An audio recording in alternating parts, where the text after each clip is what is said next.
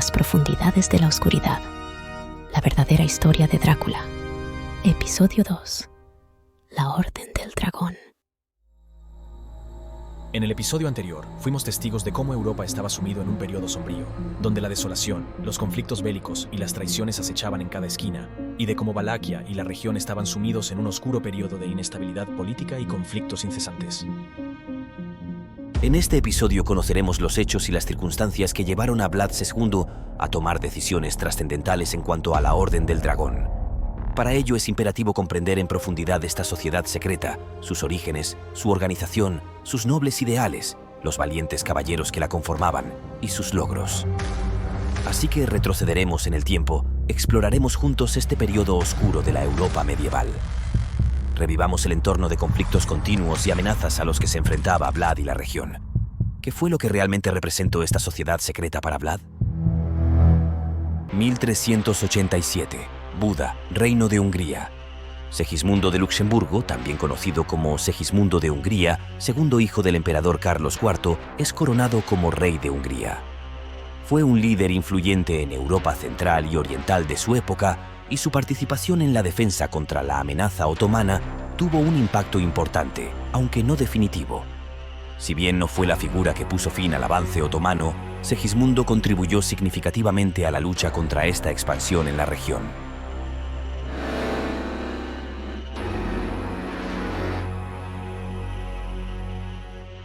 Durante su reinado, se libraron batallas encarnizadas y conflictos mortales entre el Reino de Hungría y el Imperio Otomano. 1389. Campo de Kosovo, territorio de los Balcanes, cerca de la ciudad de Pristina. Se lleva a cabo la Batalla de Kosovo, en donde los turcos otomanos convirtieron a Serbia en un estado vasallo, planteando una amenaza inminente para el Reino de Hungría. En 1390, las sombras del peligro se cernían sobre los territorios húngaros del sur a medida que las incursiones otomanas se intensificaban, sembrando la inquietud en el corazón de la nación. Pero la amenaza otomana era solo el comienzo. En 1392, Segismundo lideró con éxito una campaña contra los otomanos en suelo húngaro y en 1395 libró batallas en Valaquia y Moldavia. Fue en este año que su esposa, la reina María, lamentablemente falleció, centralizando así todo el poder en sus manos. En cuanto a Vlad II, se dice que sus primeros años de vida están envueltos en sombras y misterio. Nacido el 30 de noviembre de 1395, era uno de los numerosos hijos ilegítimos de Mircea I de Valaquia. Vlad fue enviado como rehén a Segismundo de Luxemburgo, el rey de Hungría, entre 1395 y 1396, y permaneció allí 19 años, hasta 1415. Según biógrafos modernos, Sigismundo mencionó que Vlad había sido educado en su corte, insinuando un pasado oculto en las sombras de Buda, Nuremberg y otras ciudades clave del Imperio húngaro y el Sacro Imperio Romano Germánico. ¿Qué oscuros secretos se ocultaban en los pasos de Vlad durante esos años? La verdadera respuesta yace perdida en las páginas de la historia. Mientras tanto, el Imperio Otomano seguía avanzando y acechando el reino húngaro. En un intento de detener el avance otomano, Segismundo convocó una cruzada en ciudad de Nicópolis. 1396. Nicópolis, norte de Bulgaria, cerca de la frontera con el Reino de Hungría.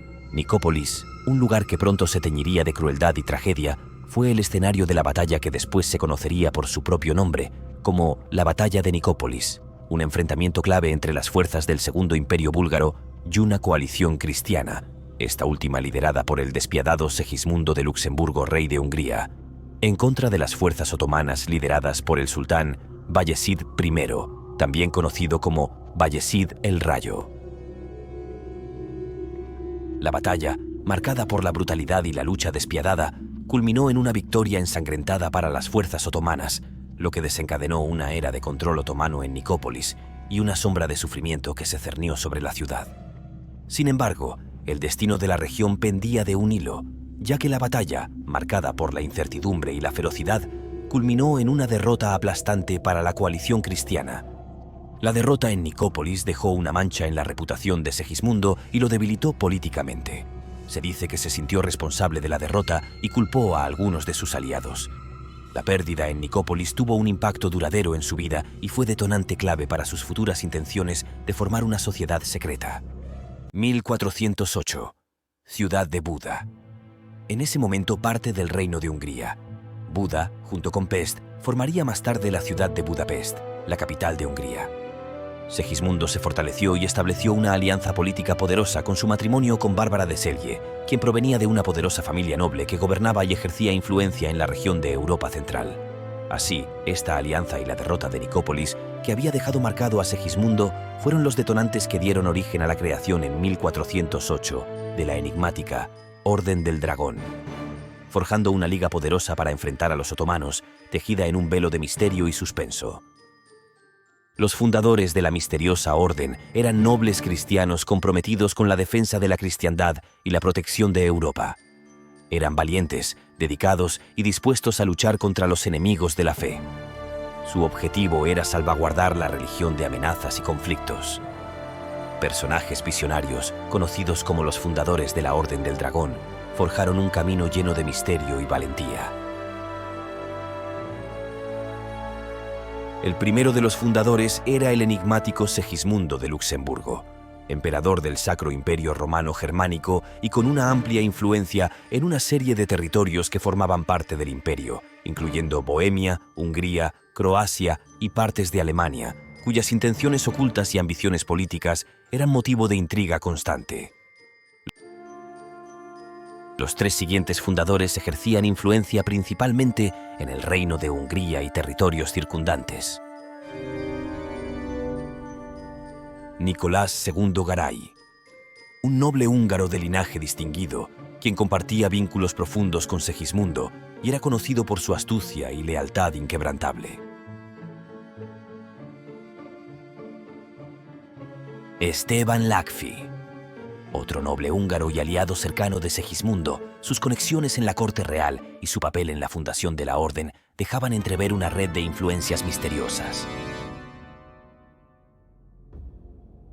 Pipo de Osora, un noble húngaro igualmente enigmático y aliado de Segismundo, cuyos movimientos en las sombras generaban susurros de conspiración y secretos insondables.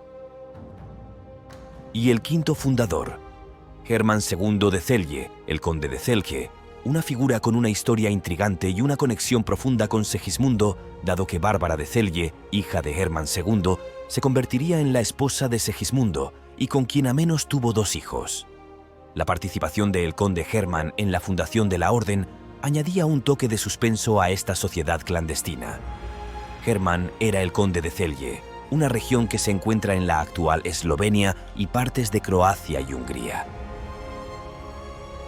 Controlaba estos territorios como parte de su condesa.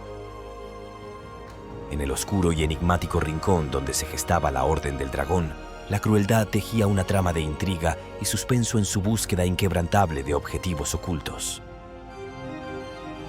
La organización, sus miembros, la selecta composición de la orden, conformada principalmente por nobles y caballeros, ocultaba detrás de sus imponentes armaduras y rostros imperturbables una falta de empatía que los hacía peligrosos. Su firme creencia en la defensa de la cristiandad los impulsaba a cometer actos implacables, en nombre de una causa que oscilaba entre la virtud y la oscuridad.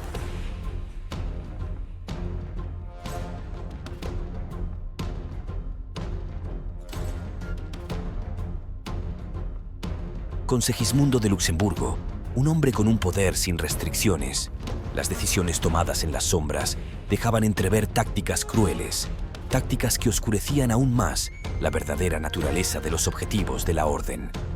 Sus objetivos, la Orden, dedicada a la lucha contra los enemigos de la cristiandad, estaba dispuesta a desencadenar la crueldad más despiadada, especialmente contra el Imperio Otomano. En la oscuridad de la noche, las almas de los enemigos temblaban al sentir la inminente y aterradora venganza. Su simbolismo. El dragón, símbolo central de la heráldica de la Orden, inspiraba tanto temor como reverencia. Era el emblema de la oscuridad que acechaba en las sombras, recordándoles a todos que la crueldad no conocía límites. Sus juramentos y rituales. Los juramentos de lealtad y los rituales oscuros, con sus promesas de compromiso absoluto, escondían una amenaza siniestra. La traición a la orden era un pecado imperdonable que acarreaba consigo la promesa de tormentos inimaginables. Su secretismo. La Orden del Dragón operaba en un secreto tan profundo como el abismo. Sus actividades clandestinas y objetivos oscuros arrojaban una sombra de misterio sobre su camino, sembrando el terror en el corazón de quienes osaban enfrentarlos. Nadie estaba a salvo de sus maquinaciones crueles en este juego mortal. La Orden del Dragón, una sociedad militar y caballeresca, se sumía en las tinieblas de sus crueles objetivos, ocultos tras una fachada de defensa de la cristiandad en Europa Central y Oriental. Aunque su fortuna no era opulenta, su sed de poder y su capacidad para la crueldad eran inquebrantables. Las contribuciones de sus miembros y las donaciones de nobles y realeza eran su sustento, permitiéndoles tejer una red de influencias que servía a propósitos sombríos. En este calabozo de intriga política y conflictos militares, la lealtad y el compromiso de los miembros eran el hilo conductor que tejía un camino hacia la crueldad y el suspenso, donde la verdad yace oculta en la oscuridad.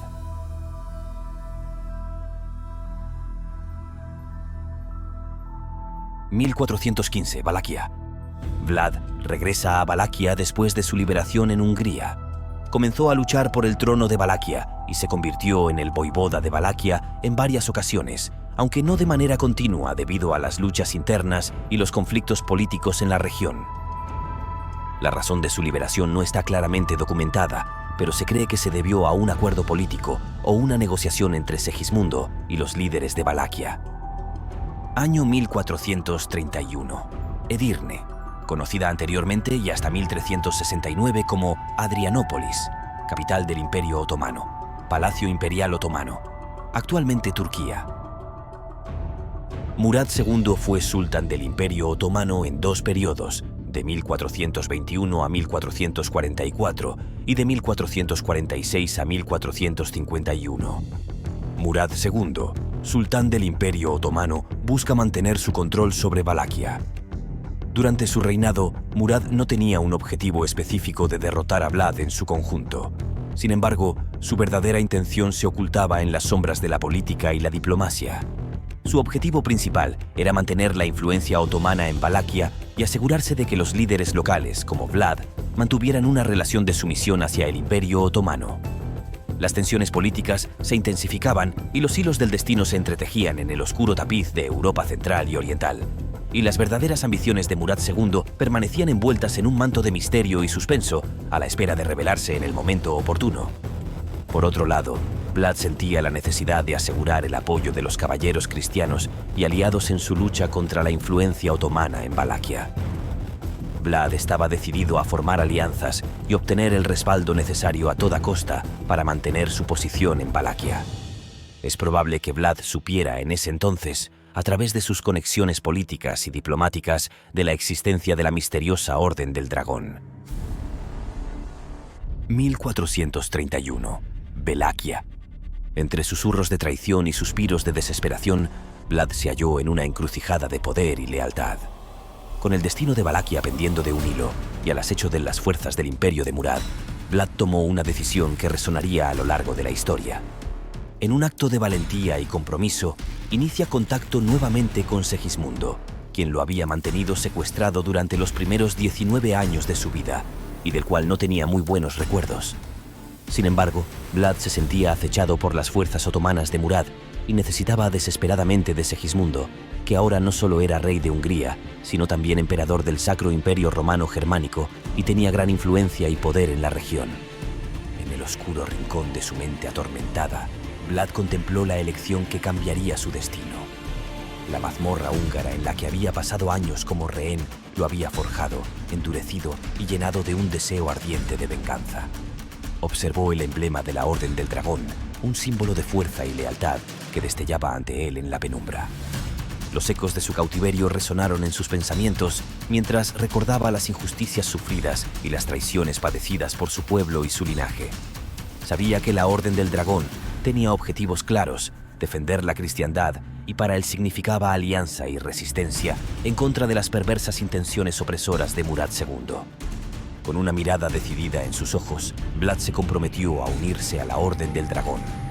La decisión fue un juramento solemne y un pacto tácito de venganza.